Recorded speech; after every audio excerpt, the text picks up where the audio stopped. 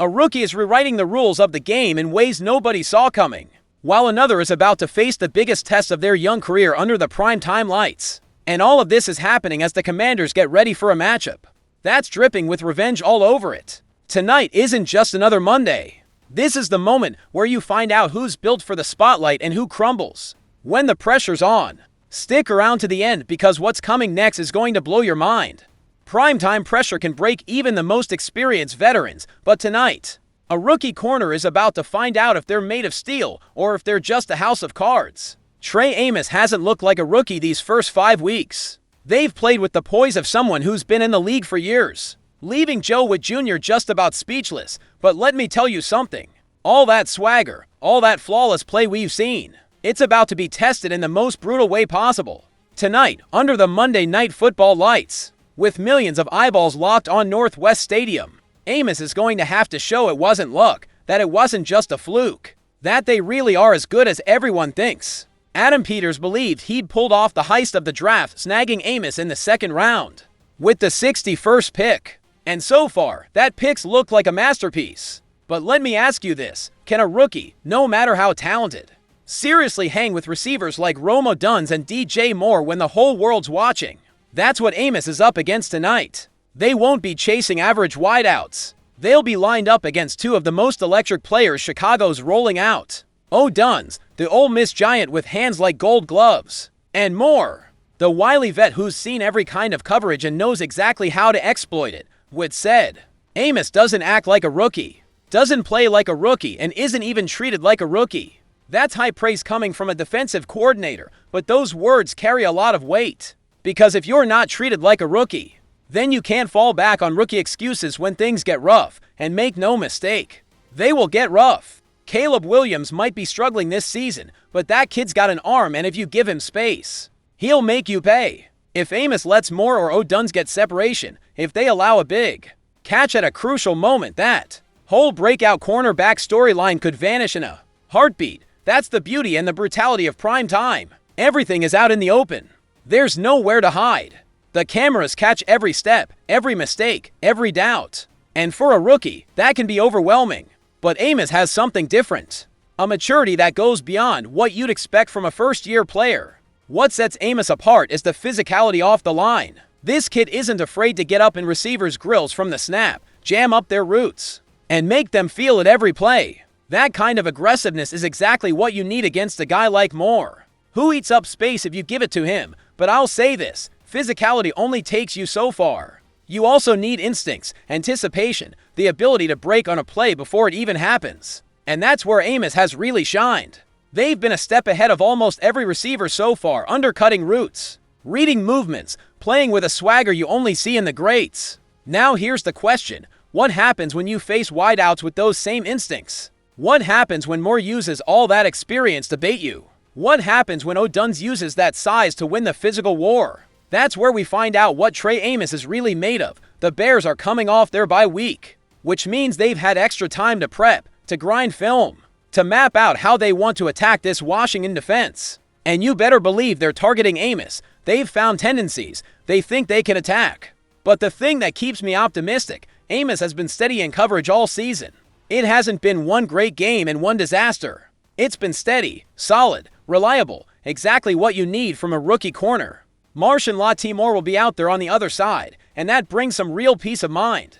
Lattimore's a vet who's been through the wars, knows how to handle these big moments. But that probably means the Bears are going to attack Amos more. Test the rookie instead of the proven vet.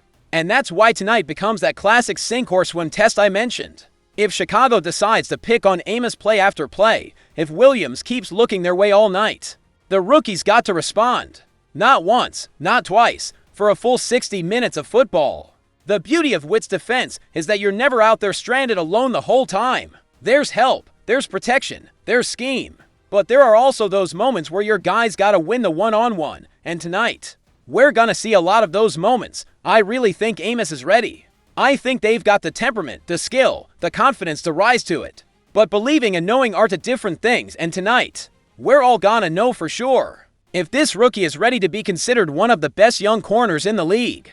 Commanders fans need to be watching closely, Because what happens with Amos tonight is going to say a lot about the future of this defense. If they can lock down Moore and O'Dunn's, if they can limit the impact of these top-shelf wideouts, then we know we've got something real, something you can build on for years. But if they struggle, if they're giving up big separation, if there are costly mistakes, then there are gonna be questions. That doesn't mean they're a bust. No rookie's perfect, but it does mean the development is gonna take longer than we hoped.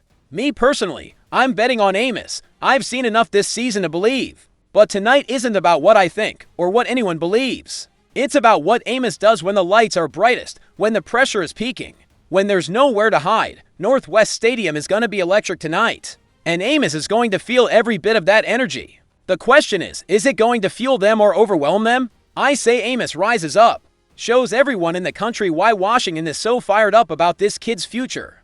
This is the kind of night where legends start to get born, where average players get separated from the special ones. And Trey Amos has a shot to plant themselves firmly in that second group. All they need to do is go out there and do what they've been doing all year, play with confidence, with aggression, with that edge that says nobody's beating them. The Commanders need Amos to be excellent tonight.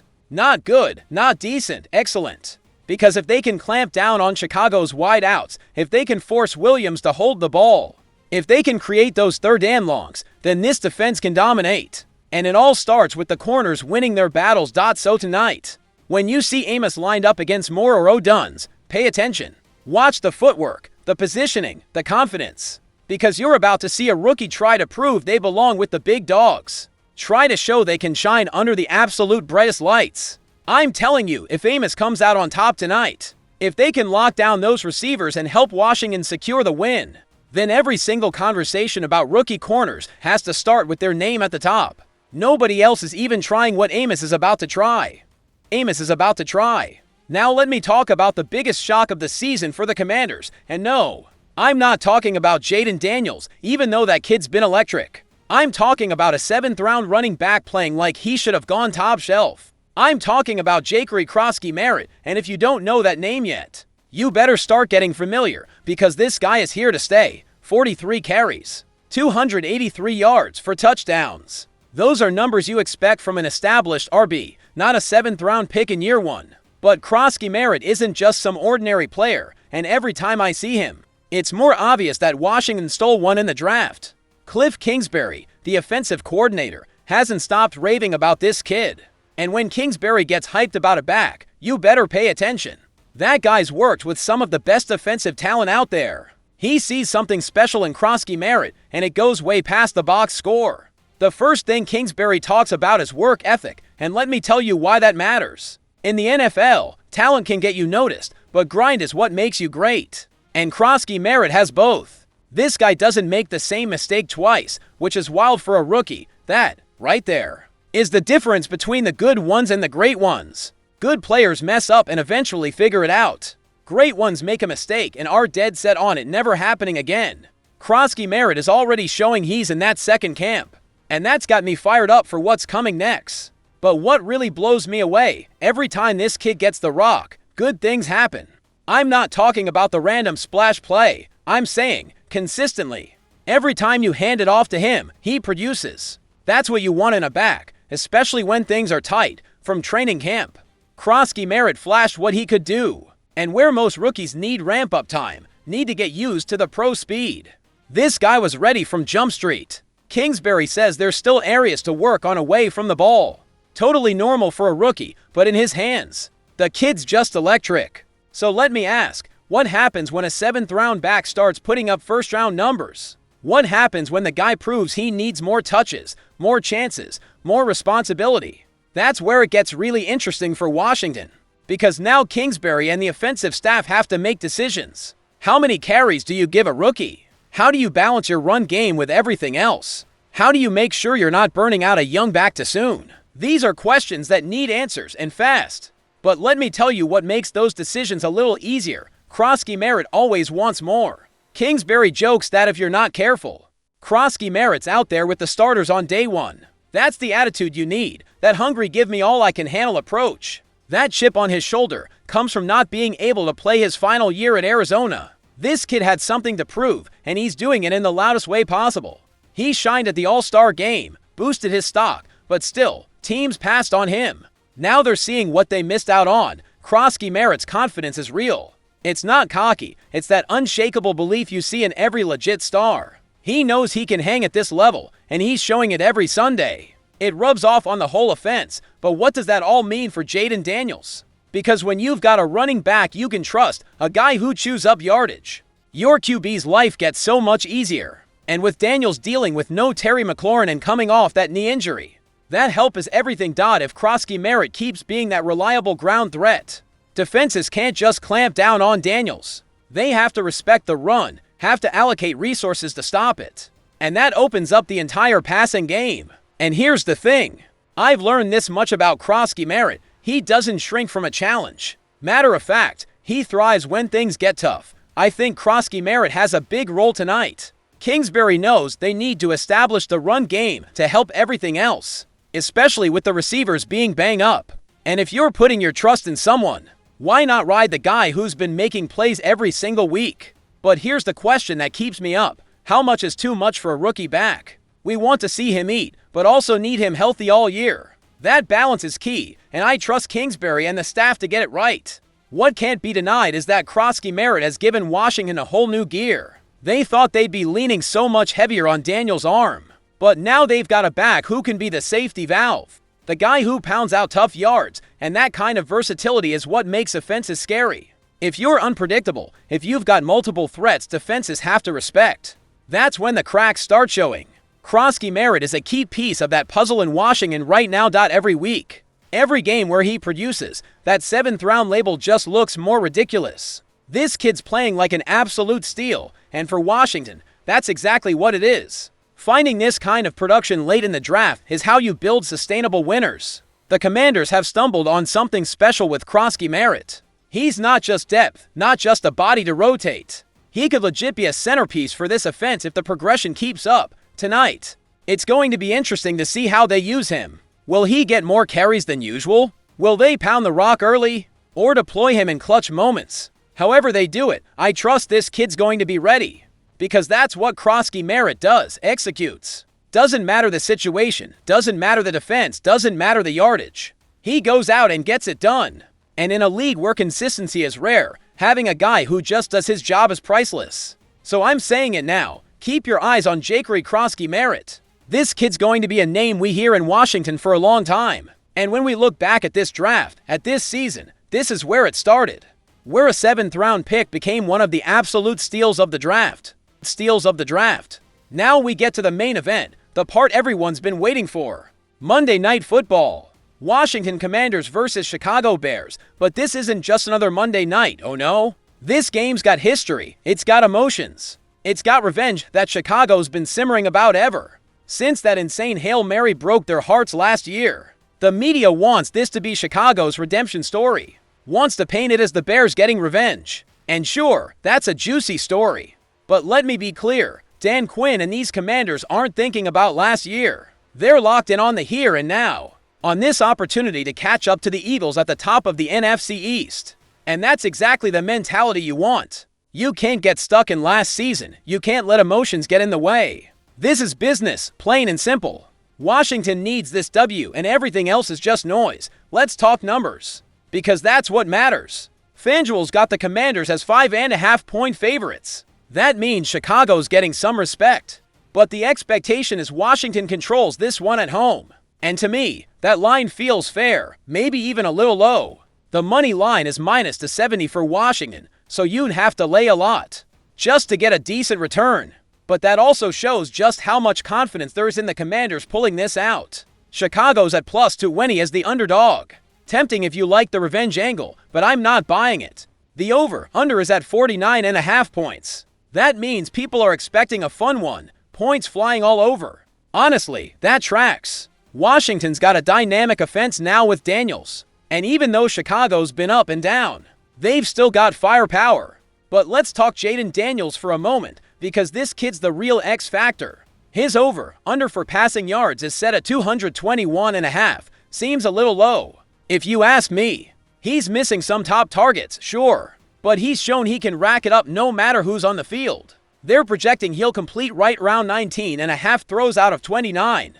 attempts, which is a solid percentage. What's interesting, over/under on passing touchdowns is only 1.5. The over is plus 114, the under is minus 146. Sounds like some doubt he'll put up multiple passing scores. But let me ask you, have you been watching the same Jaden Daniels I have? Because this guy's been straight magic in crunch time. Yes, it hurts not having McLaurin, but Daniels is spreading the ball, making everybody better.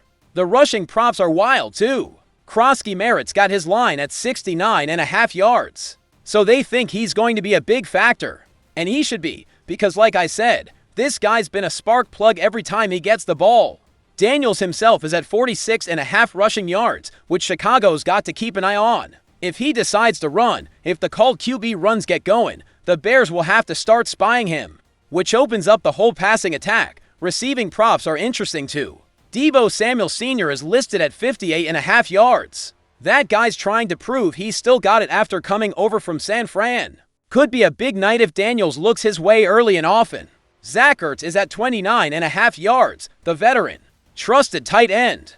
I'd expect Daniels to lean on him, especially on third downs. Ertz is the check down, the guy you go to when you need to move the chains. But look, beyond all those numbers and betting angles, this is all about two teams with totally different identities. Washington made it to the conference finals last year, proved they can run with the big dogs. Chicago, they collapsed after that Hail Mary, never really recovered, and that mental gap. That swagger you get from having been there, that, to me, gives Washington the edge. The Bears can come in fired up, looking for payback, but emotion only takes you so far. You gotta execute. You gotta make winning plays when it counts. The Commanders are treating this like just another week, and that's the right approach. Not getting wrapped up in any revenge storyline. Just handling business, executing the plan, getting the W to stay on top of the division. That says a lot about where this team's head is at. Quinn's built a culture where every single game matters. There are no revenge games or red circles on calendars. It's just about getting better, winning, chasing those season goals. Chicago, meanwhile, is struggling. Caleb Williams hasn't been the savior they hoped for. The defense has flashed but also gotten lit up. They're coming off a bye. Could mean more prep, but also might mean some rust.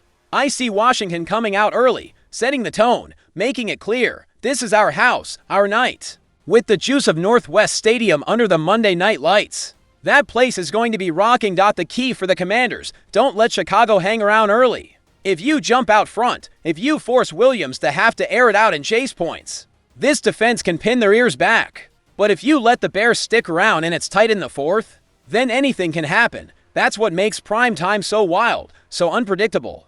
A game that looks easy on paper can turn into a war. An underdog might just catch fire under the lights. Nothing's locked in, but if I had to put my name on it, if I had to go bold with a prediction, I say Washington covers that 5.5. I think they win convincing, and they show the whole NFL they're not just playoff flukes. They're real contenders. The Bears are going to battle. They're going to bring it, but at the end of the day, Washington is just the better team. Better quarterback, better coaching, better culture. And those things matter, especially on the biggest stage. Tonight's not just about winning a football game. It's about sending a message, about showing that the Commanders are for real. That last season was no fluke. This is about taking the next step, establishing themselves as one of the teams to beat in the NFC. And I think they get it done. They go out, handle business, and get a win that means more than just numbers on a scoreboard. It's a statement that Washington isn't going anywhere, that this team's a problem. Every single week. So strap in, because tonight's going to be a ride. Monday Night Football, Washington Commanders versus Chicago Bears, and everything on the line. Do not miss this. Do not miss this. Listen, after everything we've just gone over, talking about Trey Amos facing the biggest test of their young career, breaking down how Krosky Merritt is rewriting the rookie playbook, and dissecting this monster Monday Night Football matchup, I've got to ask you something.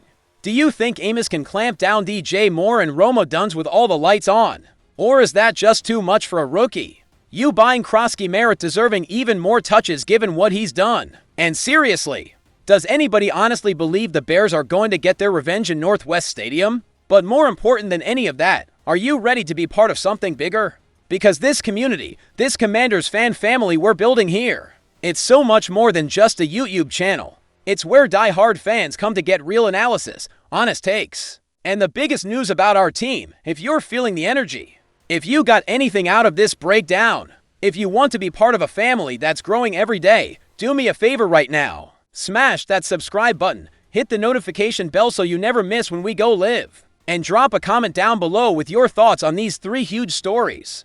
Tell me, which story has you most fired up for the rest of the season?